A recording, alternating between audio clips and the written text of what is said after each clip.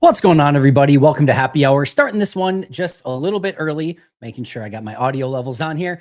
Starting this one just a little bit early because I did realize I do probably have to go at about 3:40 at the latest. So just as a heads up, if you want to make sure you get your question asked, get those super chats in. I will get to as many questions as I possibly can over the course of the next 45 minutes or so.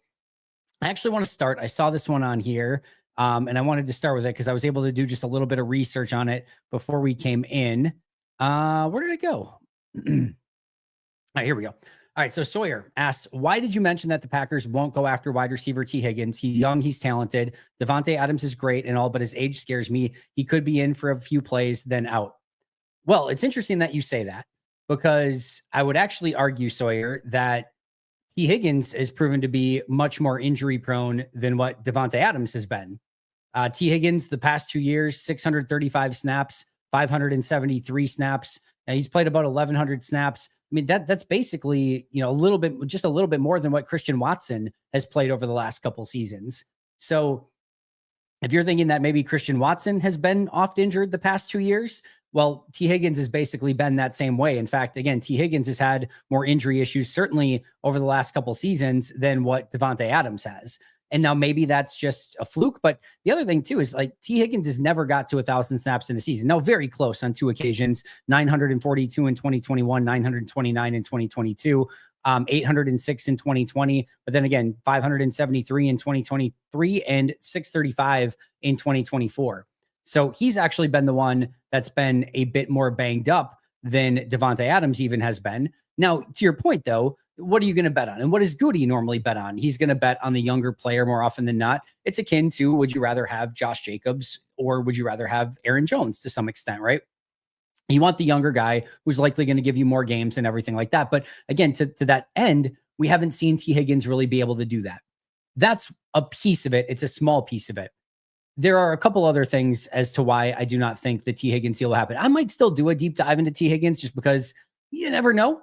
It's not completely out of the realm of possibility. I just personally do not foresee it happening. Look at it this way.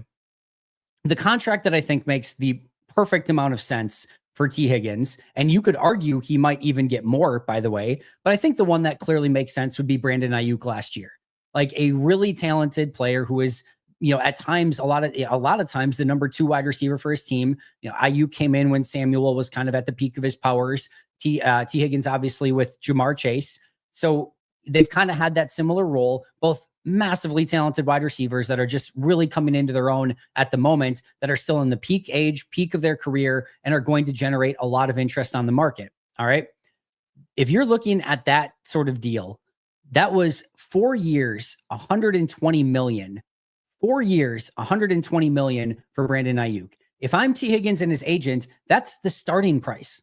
That's the start of negotiations, is Brandon Ayuk's contract. If Brandon Ayuk went for 4 years, 120, if I'm T. Higgins, I'm demanding 4 years, 120. And if I were willing to bet you right now, I bet he gets it. I bet from somebody he gets at least $30 million per year over 4 seasons. To put that into perspective, Green Bay went on a pretty significant spending spree last year, getting Xavier McKinney and Josh Jacobs. Xavier McKinney and Josh Jacobs combined, even if those contracts fully come to fruition, were less than $30 million per year combined. All right. So if just to give you a sense of what that type of contract would look like, that is a Josh Jacobs and a Xavier McKinney combined contract, more than that.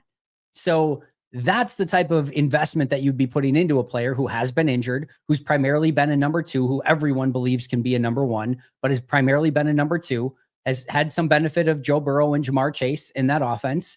And now you're going to be asking him to come in, hoping he can play every snap, which again, he has not done over the last couple seasons, and be a massive piece of not only your offense, but like he's going to have to be a massive game breaker for your entire team to live up to that contract. And to take that one step further, another reason why I would say probably not is because I think Green Bay is going to want to address multiple positions in this free agency class. And if you sign T. Higgins, you don't necessarily have to be done. You could start doing the borrowing from future years and things like that, but you're probably done. That's probably your entire free agency. You're probably not doing anything besides that. Maybe a, very small veteran cornered contract or something like that. But for the most part, that's what it's going to be.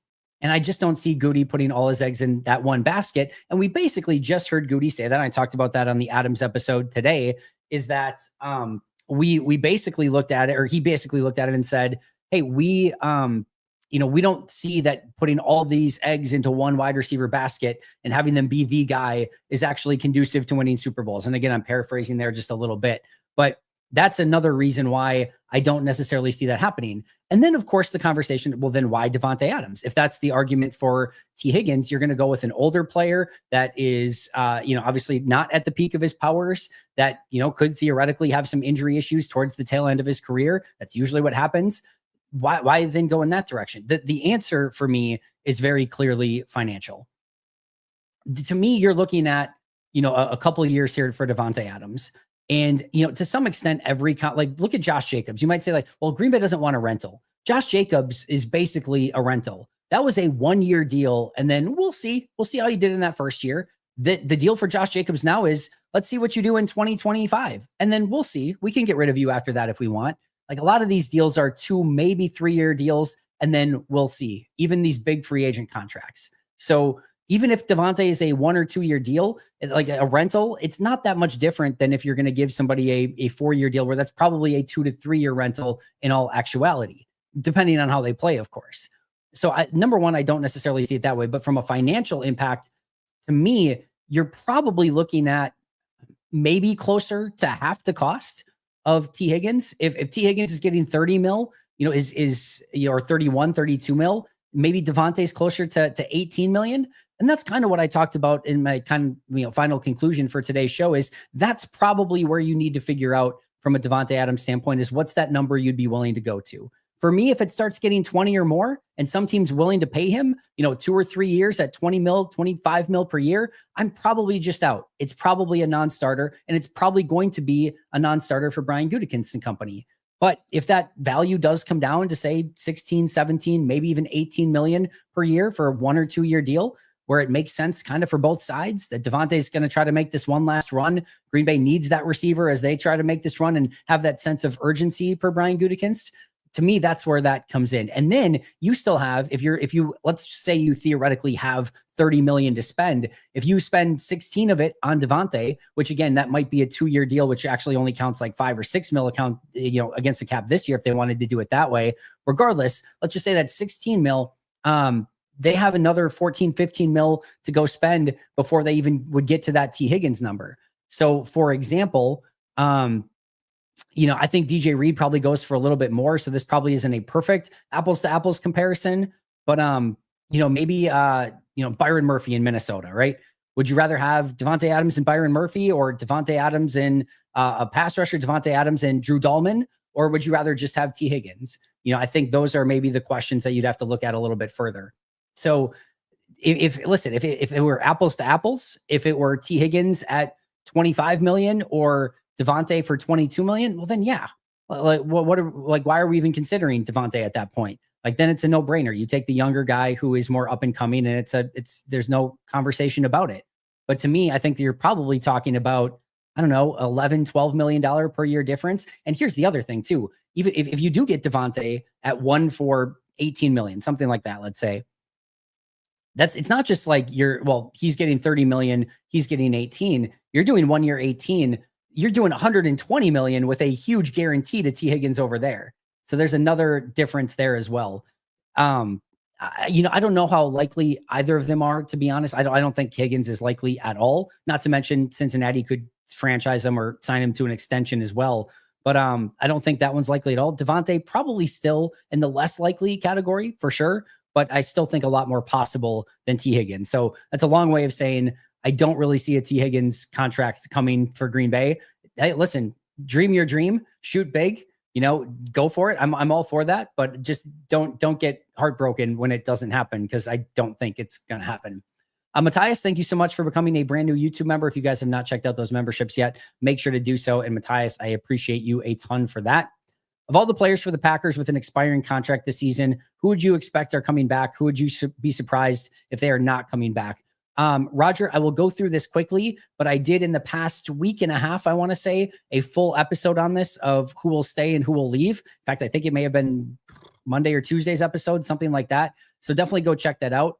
And you can kind of get a full breakdown of it. Just lightning round here.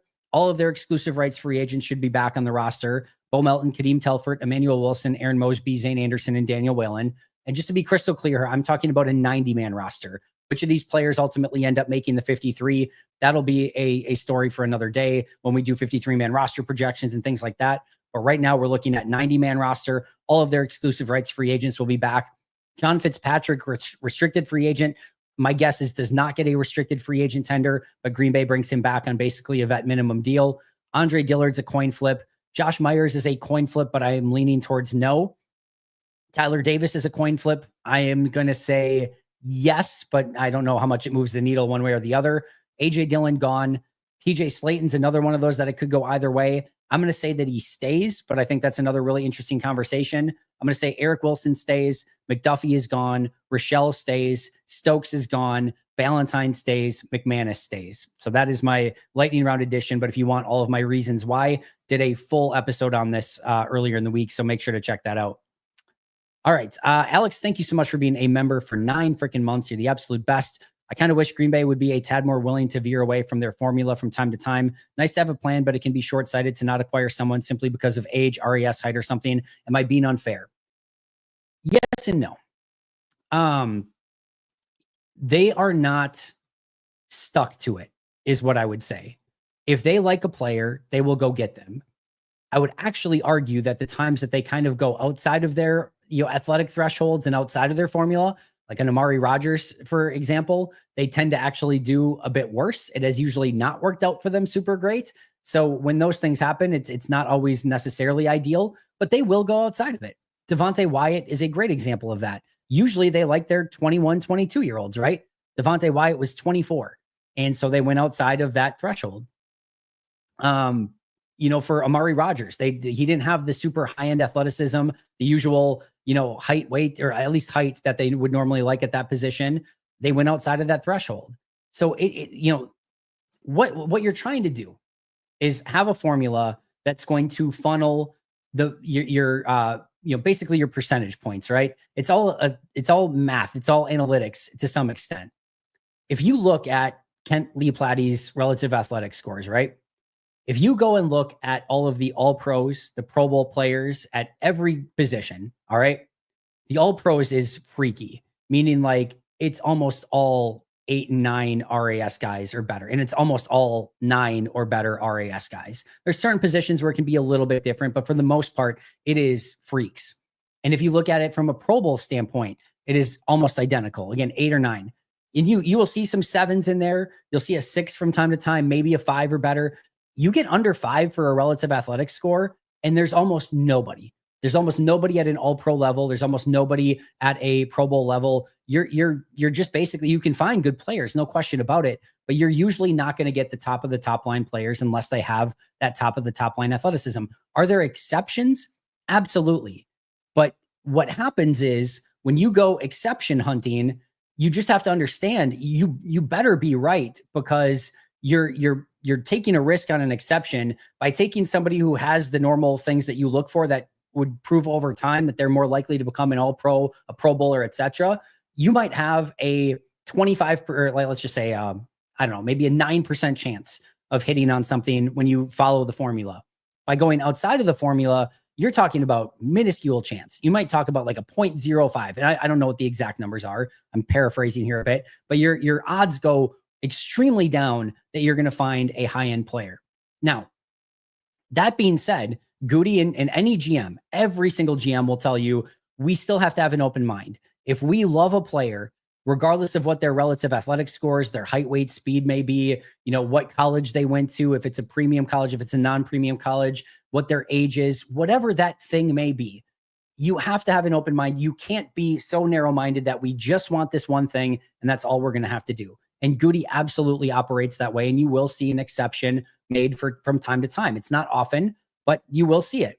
But as soon as you go exception hunting, you end up usually in a bit of no man's land, and you end up with very minuscule percent chances of actually hitting on a high-end player, which again can be fine. Like, you need good players too, but also I would argue Goody has not exactly had issues finding good players. The irony of all of this is that his system, his formula, is actually set up best to hit on these high-end players. Edgerrin Cooper is probably going to be a great example of this. It's just, unfortunately, as of late, he has not done it. It doesn't necessarily mean that the formula is wrong or needs tweaking, but they need to be better in their evaluations within that formula. Meaning, what you're basically trying to do is have the best of both worlds, the best of the analytic world and the best of the scouting world. And that's, quite frankly, what the best of the best teams are doing, but you still have to get the scouting portion right. So you're going to take that funnel, right? And you're going to funnel it down and you're going to say, all right, we want all of the crappy athletes out. We may keep one or two in as an exception that we really love. And then we want certain height, weight, and speed thresholds. And we'd like the younger players, and we'd like a big name school, and we'd like statistics, good stats throughout college. We'd like, the projections to show that they're good. We want to get, throw away all the injured, players that we have not on our board because of injury concerns. We want to get all the character concerns. So you're going through this big filter. And then after that, you might end up with 100 players, right? Let's just say 100 players. And some of those you're going to have first round grades on, second, third, fourth, fifth, sixth, seventh, and UDFAs after that. So you filter this down to 100. You maybe have a smattering of some of the other ones that you filtered out that, all right, we're going to take a risk on this injury, or we're going to take a risk on this person's age because we love everything else. There's going to be a smattering of those things in. But after putting it through that filter, you're still left with a very sizable group. And what your formula, what your analytics are telling you is that of those 100 players that are remaining, the biggest likelihood is that your all pros and your pro bowlers are going to come from that 100 players, and that the ones that you've already discarded, you may have passed on some good players. I guarantee you passed on some good players. And there's probably maybe even one Hall of Famer in there, or one all pro, or a couple all pros in there somewhere, but you've discarded 1,000 names and probably missed on one or two guys over there, right? So you're okay with that. Somebody else can take a risk on one of those other two guys and they're going to hit. But if you go searching for those 2 out of 1,000, it's not going to, your batting average is usually not going to be very good. Instead, we've got this 100. And now in this 100, there's going to be 15 to 20 of these all pros or pro bowlers that probably come out of this group. So over here, we've got maybe 2 out of 800. Over here, we've got 20 out of 100. So that part of it, that process in general, is usually, not always, but usually a good process to have. Now, however, within those 100, that's where you really need to dig deep and really scout these guys out and figure out which ones are actually going to reach that potential, which ones can you develop, which ones are ready to play right now, and which ones are going to actually have that Pro Bowl or All-Pro career. And that is where, unfortunately, Green Bay has not done a good enough job. That's where a LVN is very much in those 100 players and has all the things that you would look for to be one of those stars. He has not become that. You could say the same thing for Eric Stokes. You could say the same thing for Davante White, which was some level of exception. You would say the same thing for Quay Walker. We'll see what happens with Jordan Morgan, but they've narrowed that down and then they filtered it. But when they got to that filter and there were 8 of those guys left on the board, and you could take a look at a Christian Gonzalez. My guess is premium position player, high-end athlete, big time college. My guess is Christian Gonzalez probably hit all the things that they were looking for at a position of need at the time too. You come down to it, you got this filter and you've got your board set up and you've got LVN and who is the tackle for that Pittsburgh drafted at the time as well. My guess is he was probably on there. Why can't I think of his name? Beep, boop, boop. It is, I don't need ads. I need names. It is, what the hell is his name? I thought it was, because I clicked the wrong thing here. Man, I swore they took a tackle. Broderick Jones out of Georgia. So, they took Broderick Jones. He could have been somebody that's on that list as well, right? But they decided to go with LVN. And that's where you probably need to have a little bit, better luck or more discerning eye or whatever it is that you want to call it and get that one right and take Christian Gonzalez instead of LVN, and you're in a much better position.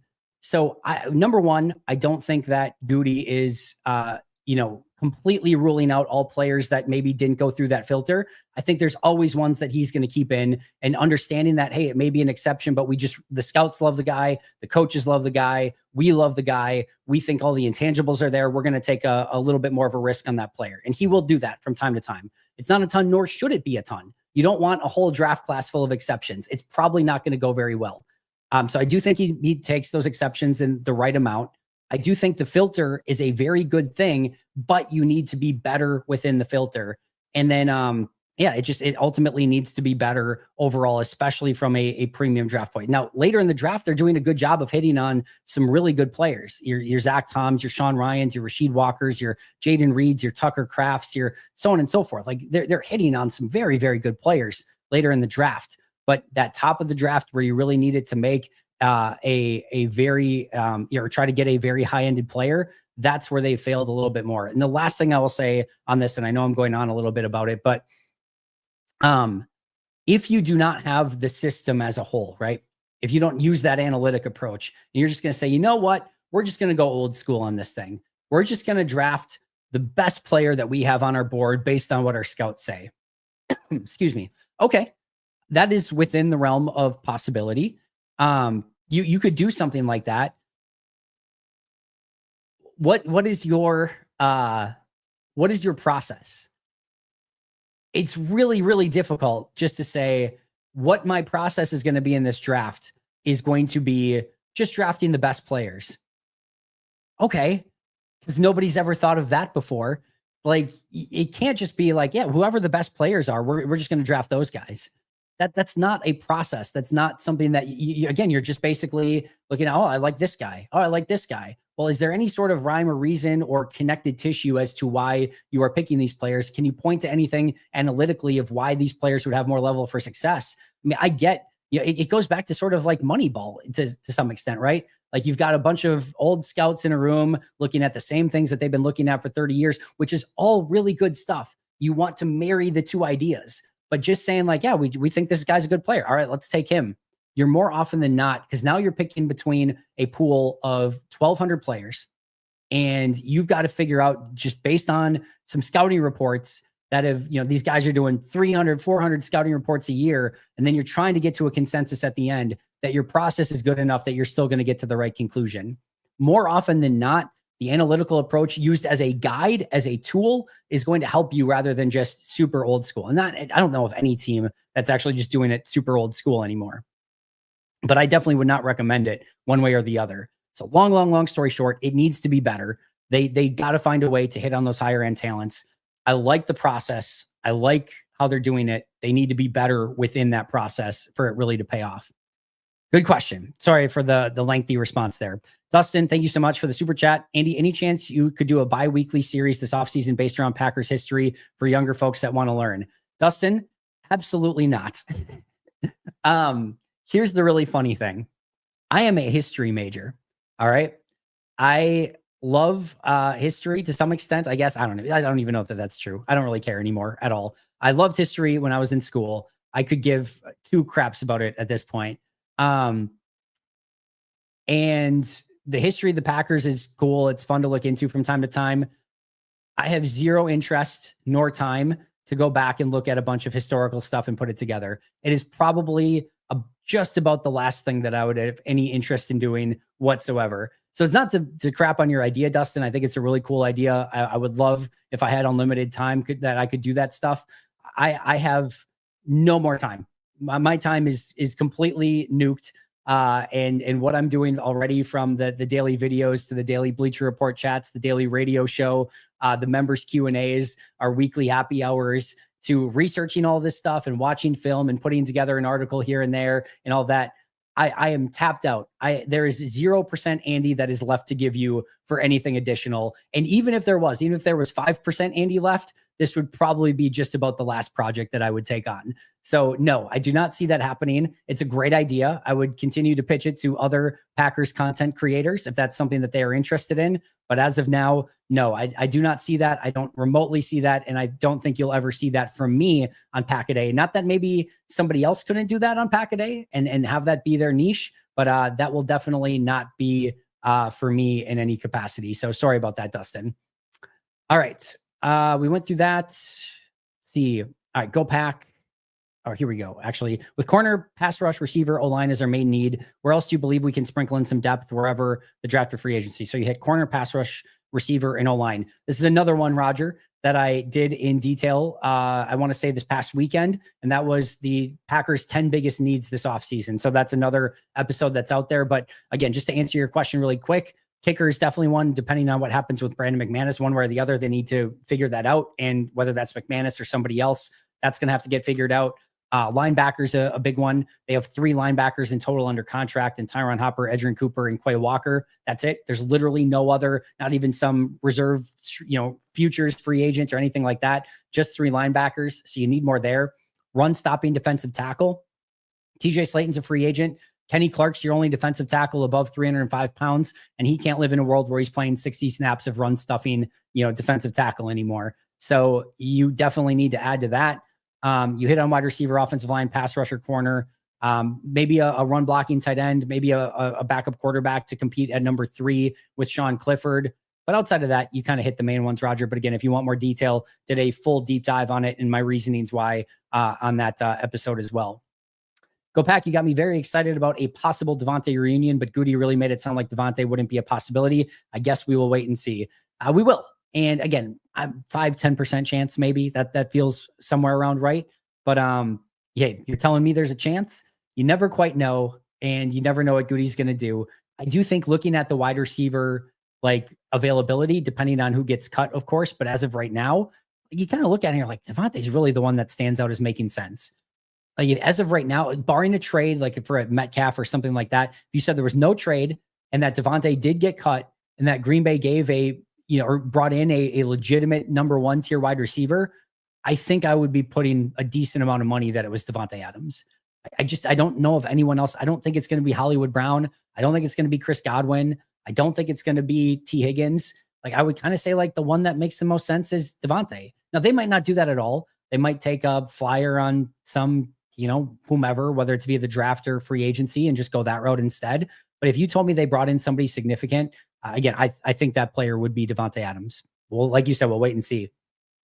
I really forgot how good Evan Williams is after going back and watching him some more. Yeah, super fun player. Really excited we can do what he can do in year 2. And I will add on top of that, really wish that he didn't get hurt in year 1 and that he could have continued that trajectory. I don't think it would have necessarily been Edgerrin Cooper-esque, but I think we would have saw him continue to get better and better throughout the course of the season. Really fun, does all the right things. And I think him getting another year in the defense paired next to Xavier McKinney, he's going to be ready to go. And I think he's going to have a big impact on 2025. Richard, a common theme of our playoff losses and our regular season losses is our O-line not holding up, sometimes due to injuries, depth, or quality of play. Is this a low-key position to augment? Absolutely. Yeah, we talked about this too in our, look at the biggest needs that Green Bay could address. I had offensive line as number 3. I had pass rusher and corner as 1 and 2, and then I had offensive line at 3 and then wide receiver at 4. More often than not, games are won and lost in the trenches. You need a quarterback, that goes without saying, but then you're really going to more often than not win and lose in those areas. And it just feels to me that they could use a little bit of upgrade there, that they could use a little bit of somebody that's going to be able to give them maybe a little bit more road grading, maybe some more consistent pass protection. And we trust me, all 32 teams would love that, right? They're tough to find. And the ones that are, again, going to cost you 25, 28 million per year. It's going to be an exorbitant contract, maybe more than that if they're an offensive tackle. I don't know that you're going to see Trey Smith or something like that, but a Drew Dahlman, yeah, I could I talked about this on the radio show earlier this week. There's no world in which Green Bay should bring back Josh Myers. 0 worlds. There's not a multiverse where that should happen. That's not even necessarily a disparaging remark towards Josh Myers, although, he's not graded out well for me. He's not graded out well per PFF. And I think it's time to go in a different direction. If you told me that Green Bay was going to invest in the center position and give a pretty decent contract, please, please, please, I would probably let's say Myers gets $8 million per year, which I think is maybe on the low side. Let's say he gets $8 million per year on a 3-year deal. And let's say Dahlman gets $14 million per year on a 3-year deal, $15 million per year on a 3-year deal, whatever it is. I would so much rather spend that little bit extra on Drew Dahlman. That to me would be a no-brainer. Go out and get somebody who's a better run blocker, who's a better pass protector, who's actually going to anchor the middle of your offensive line, who's going to give Jordan confidence in that middle of it, who knows he's a smart dude. He's going to have the calls and the checks and everything like that. Spend the extra money to get a really good center that's going to help your team, and that's going to help Jacobs. It's going to help Love, which is going to give your receivers more time to get open. He'll be a force multiplier rather than Josh Myers of like, yeah, he knows the checks, he knows the system, but he's super inconsistent. And you never know exactly what you're going to get. And the good looks really good, but the not good looks really bad. And to me, like that should not happen. You should not invest money into that. You've already seen what it is. There's been no sign of an upward trajectory for Josh Myers or anything like that. It's just time to go in a different direction. And maybe that's just keeping the guys that are already here. But if if you even remotely think about spending a good chunk of money on Josh Myers, please just take that money and put it into a Drew Dahlman or another really good offensive lineman instead. And you're going to be likely much, much better off and getting an ROI for that money that you're spending rather than just putting it into a center that you already know what you got. And quite frankly, unfortunately, it's just not good enough. We went over that. Sorry. And also, who do you draft? A receiver, corner, edge rusher? We need them all. Yeah, this is going to be, first of all, predicated on what they do in free agency to some extent. You know, if they go and they get 2 big time corners in free agency and they still have Keyshawn Nixon and, Carrington Valentine and Kalen King and that, like they probably don't have a huge need for corner anymore. Same thing if they go and get a Milton Williams or a Josh Sweat or something like that, or heaven forbid, somehow crazily they go and get a Max Crosby or something unbelievable that I literally do not believe, then they probably have less need for a pass rusher, right? If they go out and get a Drew Dahlman or something like that on an offensive line, probably less need to spend early on an offensive lineman. And same thing if they go get a Davante Adams or some really good wide receiver, that all of a sudden makes it that's not as much of a need. So I think first of all is who's back and who's not. Again, TJ Slayton, Brandon McManus, what they do with Jair Alexander, those are going to be your first set of decisions. And then after that, who do you sign in free agency? Which positions are bolstered by free agency? And then after that, you kind of put your needs together and build your big board and put it out based on best player available, but usually within kind of the structure of what your team needs. And right now, offensive line, wide receiver, corner, and pass rusher are the ones that really make sense. But we talked about it: run stopping defensive tackle, off ball linebacker, maybe a quarterback. Those things could definitely be addressed as well. And we'll just have to kind of wait and see what Green Bay does up until that point, and then what are the best options are when they're actually on the clock. Andy, thank you for everything you do. I saw Rob Demovsky's tweet about Getsy and Slowick. Are there spots for 2 former offensive coordinators on the staff? Are there shoes about to drop? Yes, it sounds like per Demovsky, Getsy will be back with the team in some capacity. My assumption is that's going to be quarterback's coach, but we'll have to kind of wait and see how that all pans out. I don't know that we're about to hear of anyone else, getting terminated on the offense. But there's always ways that Matt can, make something work too, right? We've seen in college, for example, that there are, dual offensive coordinators. So sometimes in college, you will have a offensive coordinator for the passing game and an offensive coordinator for the running game. And, you could probably do some fun stuff like that. I don't know how willing the Packers would be to, add more salary on and more positions and things like that. But, they found room for Getsy and Robert Saleh this year as consultants. Maybe Bobby Slowick just wants to be back in Wisconsin and take a year to just let things calm down a little bit. And maybe he's cool with consulting for a year with Matt LaFleur. That could be. And maybe Getsy takes the quarterback's job. It's tough to say. But, if I'll say this, if Slowick would be open to coming to Green Bay and they want him here, I think Matt would find a spot for him. And Getsy, it sounds like he's already found a spot for. So I don't know that there's any shoe about to drop, but yes, I do think Matt could find a way to utilize both of those gentlemen in the upcoming season if they're both available, and specifically in this case, if Slowick would be willing to come to Green Bay. Yep. So I don't know if you guys recall, as I told you guys, I don't have much time, right? So to get after this thing and be like, I'm going to trim it to the exact lengths and everything, no, screw that. Once it gets to a certain point and I start getting itchy and I'm like, I'm done. It's all gone. And then just let it grow back naturally. And then I'll do some trimming around like the neckline and, those sort of things and trim it up a little bit. And I'm not like that lazy, but for the most part, when it gets to a point, I'm not going to get all the attachments and be like, all right, I want this to be a 1 and this to be a 2. And like, no, screw that. Just all gone. And we start from scratch and we build it back up. We build that base up and then we're good to go from there. So this is pure laziness. I actually hate how it looks clean. I would much rather have facial hair. So I live with this for a couple days. I still got a little bit. I don't go all the way, to completely skin here, but yeah, just kind of trim it off and then let it grow back naturally. Pure, unadulterated laziness. One free agent cornerback, one free agent defensive lineman, one free agent wide receiver. If Alexander's let go, do the Packers have the cap space to pull it off? Yeah. But Steven, how I would probably ask this question is, what's your level of free agent here, right? They can get another Andre Dillard along the offensive line. They could go get a Quentin Dial. I remember that name, Quentin Dial, along the defensive line. They could get a Sammy Watkins at wide receiver, and they could bring in I don't know, who's a crappy, another Corey Ballantyne or something like that. I don't mean he's crappy, but you get my point. Something like that at corner, right? They can do anything that they want. They could make that work easily. Could they go get a starting corner, a starting defensive lineman, a starting wide receiver? Yeah, I think they could probably get all three of those. You could probably get a Rasul Douglas. Man, the defensive lineman's going to be a bit trickier because anyone that's actually going to add value is probably going to be a little bit too expensive.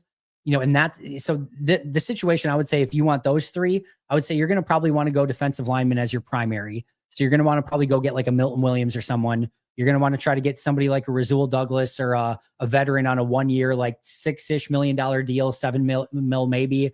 And then you're probably looking at somebody like an MVS or a Darius Slayton, somebody that can be a field stretcher at wide receiver. Like Darius Slayton's a good example. He's lived in New York with crappy quarterbacks his entire life. And nobody, I don't think, has any real idea of what Darius Slayton could do with an actual franchise, with an actual quarterback. So like that would be one that's probably a little bit cheaper that maybe you take a flyer on. Hopefully he can be that guy that stretches the field and can kind of play that Christian Watson role until Christian Watson comes back. So do I think they could get a really good defensive tackle, maybe in like a Milton Williams, and then add on like a Rasul Douglas and a Darius Slayton? Yeah, I think that's probably what you'd kind of be looking for in that type of situation if those were the three spots that you wanted to fill. Now, if you wanted to do it differently, you're probably looking at Davante maybe at wide receiver, maybe still somebody like a Rasul, or maybe you could do a, Byron Murphy in Minnesota, for example. Maybe you could get those two. That would be probably pretty close to tapping out. And then you're probably looking at bringing it back like a TJ Slayton or something at that point, or someone akin to a TJ Slayton along the defensive line. So you're probably looking at, one huge starter and then two smaller ones, or one really big starter, another really good one, and then, again, fringe guy. And then it just kind of depends, again, where you want to put those resources and what's a little bit more important to you. Is Doug Peterson out of the realm of possibility for quarterbacks coach? I would say it's probably not super likely, but I don't, until they name a quarterbacks coach, no, I'm not going to rule anyone out of it. Alex Van Pelt is out there. Doug Peterson is out there. Obviously Luke Getsy, Bobby Slowick, Sean Mannion, a lot of options out there. So I have no idea who they end up with. My guess is Getsy's in that role, but no, until they announce something, I guess theoretically anything's possible. You should do a live mock draft with viewers voting sometime before the draft. That's a good idea. I could definitely do something like that. That would be that'd be fun to do. You get to choose between these three free agents to join the Packers, all three on similar good deals. Which one are you choosing to help this Packers team? Godwin, Mack, or Reed? Drax, I don't mean to punt on this, but in order to really look at this, I need to go back and watch film of Mack, Reed, and Godwin. I can guarantee you that breakdowns of Reed and Mack will be coming. Those will happen. So I will do deep dives on both of those. I don't think I'll do it for Godwin. It's not an impossibility, but I don't think I will. Off the top of my head, it's so hard. So let's see. All three are on similar deals. All right. I'll probably take DJ Reed in that situation. The reason being is he's younger and I feel like he would be around for longer. So if I get a good deal on all of those players, I think he's still 28 actually. So it's not like he's super young, but I'll probably take DJ Reed. But I think the player of those three that could have the biggest impact on Green Bay for the next year, maybe 2 years, if he plays that long, is actually Khalil Mack, who was still really, really good this past year. But I do want to do deep dives on at least Mack and Reed, and I will get back to you maybe at some point on that. So after I do those, if you're in chat, ask me it again and I'll know a little bit more in, maybe 2 to 3 weeks. Adam, does LVN have a future moving inside? I've been asked this on numerous occasions, and while I wouldn't rule out entirely, I think my answer ultimately is no. Here's what you need to know about LVN. LVN is very fast. He's got great strength. He's got a huge motor, and he's actually developed pretty nicely this past year into a pretty solid edge defender against the run. So you're getting a value add as a run defender on the outside. And then you're going to get a couple of those hustle sacks every year, probably somewhere in that 3 to 5, maybe 4 to 6 range. And that's kind of LVN right now. Not a great pass rusher, handful of hustle sacks, some really good potential to be a really good run defender. Where LVN struggles is to disengage from blocks and to, have any sort of plan of attack on how to get off of those blocks, or to set up a player where he's going to make a quick move inside or do something that he can avoid that block.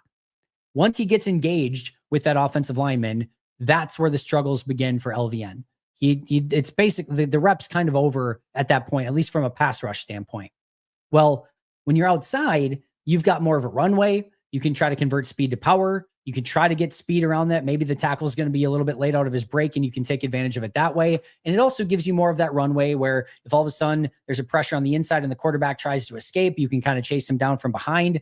That plays to his strengths a lot more. If you move him inside into an interior defensive lineman position, what's going to happen? You're immediately engaged.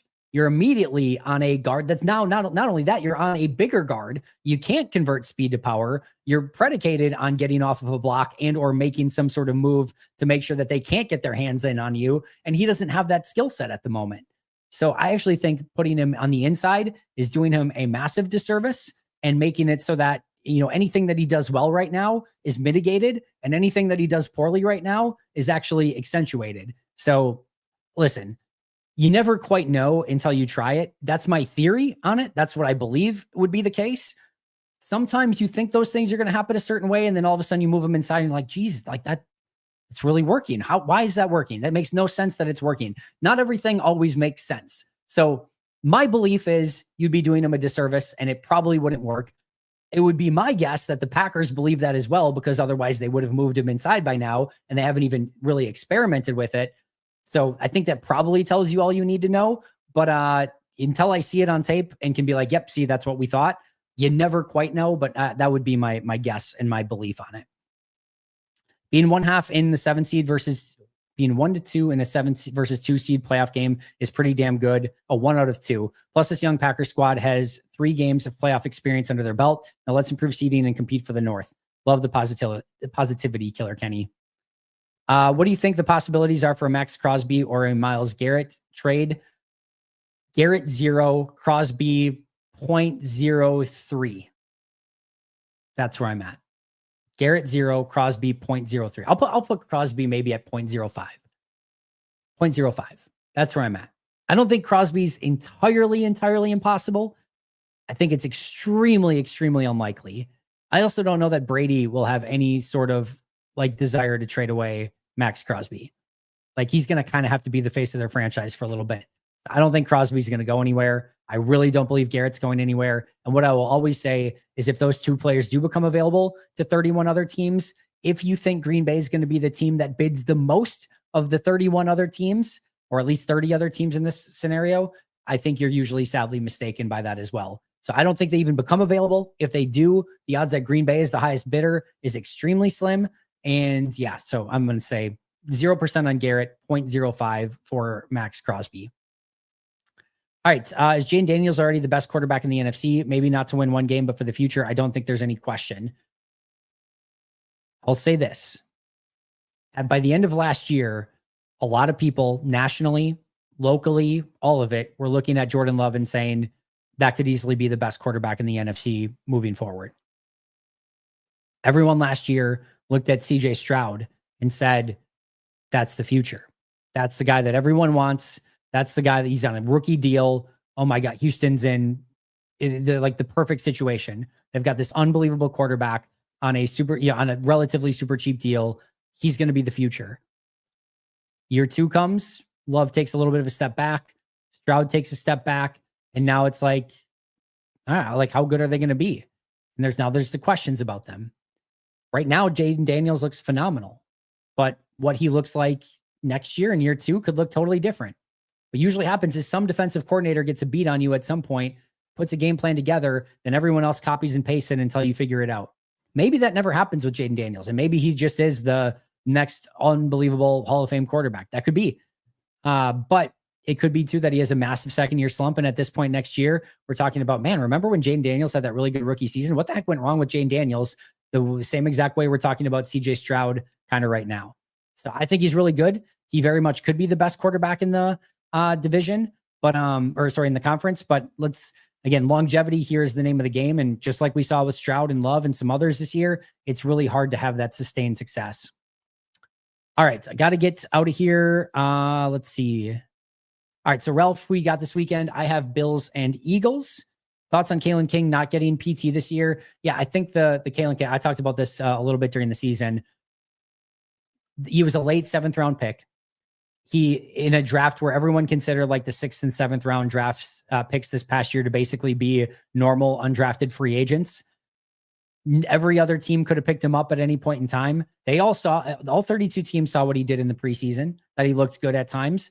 Not a single team, despite there being needs for corner all over the NFL, not a single team looked at him and is like, yeah, let's bring him in for a flyer. Messiah Swinson got a flyer for 3 weeks in Carolina.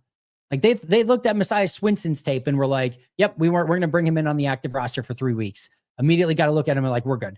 They released him right after. Not a single team out of 32 teams, Green Bay included, at any point had any desire to put Kalen King on their active roster, much less play him. Not even playing, just even getting him on the active roster.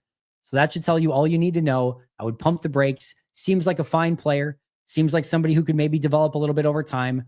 In all likelihood, the career arc for Kalen King is that he gets released and maybe he's back on the practice squad next year and then is probably gone in 2027, or 2026, even if he's there in 2020. That's probably the career arc, right? If you get anything else out of him, it's a bonus. But I wouldn't, again, get your hopes up too much. Last but not least, what are your unfiltered thoughts of the state of the rules refereeing? What changes, if any, do you think need to be implemented? Yeah, just really quick here, Dylan. Need to be full-time referees, and there needs to be one more official on the field. They're an official short, and this needs to be their full-time job, and they need to get paid more so that they don't continue to lose their best referees to media jobs all throughout the landscape because they're easier, they're cushier, and there's not as much pressure. So full-time referees, an additional referee on the field, and a little bit more, I think actually eye in the sky can actually be a good thing, and that having that extra referee upstairs. But yeah, they're a referee or two short, quite frankly, and they need to really make it so that it's their full-time job and they're getting paid better. That will fix a lot of things. It won't ever be perfect. It's never going to be perfect, but that would help a huge amount. Just, I don't see the NFL ever doing it. Too much money. They can print money, but any money is too much money for them to have to spend, even if it's going to improve their game. That's going to do it for me, guys. I do have to get out of here. I appreciate the support a ton. I'll be back here for members Q&A and happy hour next week. I hope you guys all have an unbelievable weekend. And or on Sunday, I should say, enjoy the conference championship games. Only 3 games left this season. It's sad. It's hard to bear, but we get 2 phenomenal games this weekend and then hopefully a great Super Bowl after that. I'll see you guys soon, but until next time, and as always, go Pack Go.